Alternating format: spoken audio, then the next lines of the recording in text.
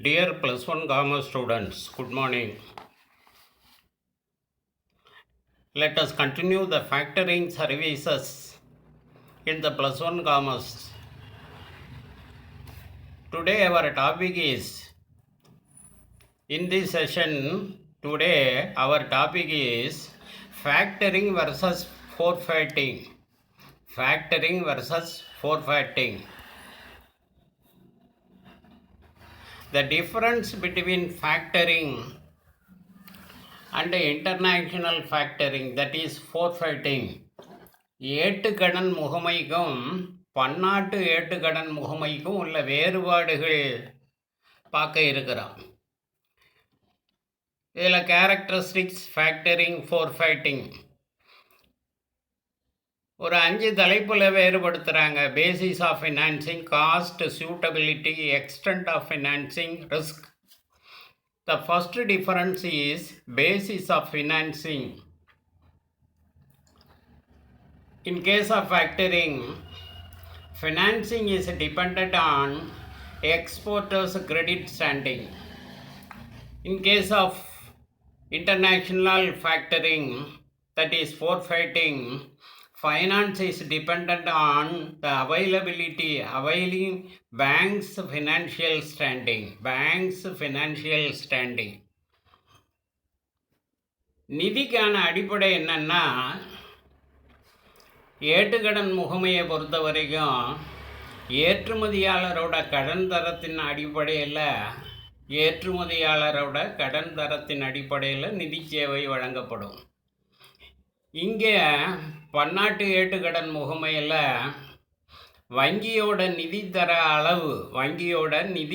அளவு அடிப்படையில் இந்த நிதி சேவை வழங்கப்படும்.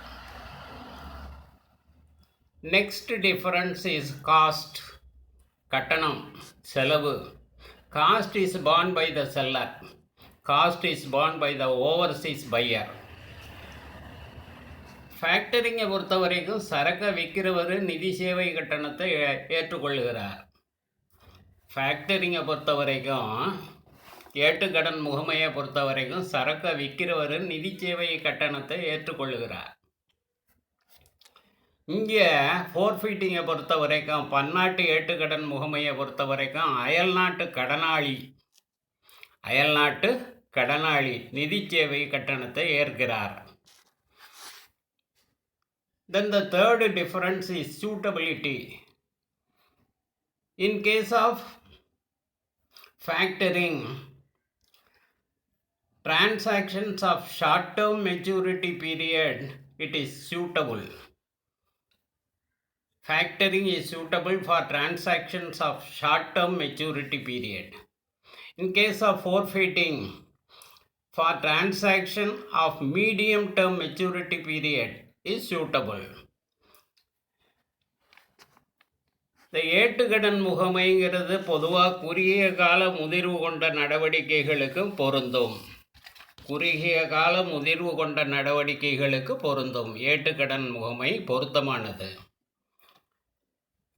பன்னாட்டு ஏட்டுக்கடன் முகமைங்கிறது இன்டர்நேஷ்னல் ஃபேக்டரிங், தட் இஸ் ஃபோர்ஃபைட்டிங்கிறது மத்திய கால முதிர்வு கொண்ட நடவடிக்கைகளுக்கு பொருந்தும்.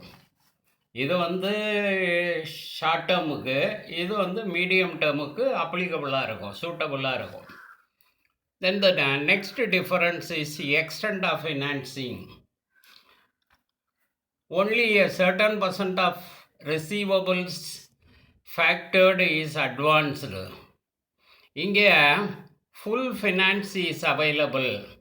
ஏட்டுக்கடன் முகமையை பொறுத்த வரைக்கும் பெறுதல்களோட மதிப்பில் ஒரு குறிப்பிட்ட சதவீதம் 80% மட்டுமே பேராளன் இந்த ஃபேக்டரோட நிதி ஆகும்.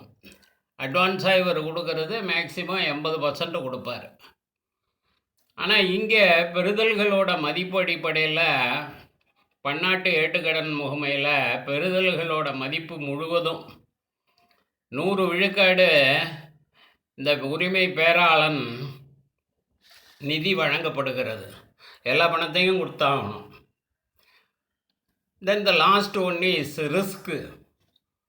Risk can be transferred to seller in case of factoring.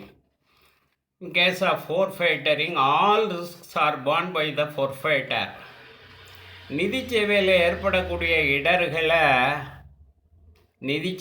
ஏற்படக்கூடிய இடர்களை விற்பனையாளருக்கு மாற்றிட இயலும். வராக்கடன் ஏற்பட்டதுன்னா அதை மாற்றிடலாம், விற்றவருக்கு அதை மாற்றி விட்டுடலாம். ஆனால் இங்கே அனைத்து இடர்களையும் அயல்நாட்டு நிதி தரகு செய்யும் உரிமை பேராளனே ஏற்கிறார். இங்கே அப்படி கிடையாது, அந்த ஃபேக்டரே ஏற்றுக்க வேண்டும். Okay students, thank you.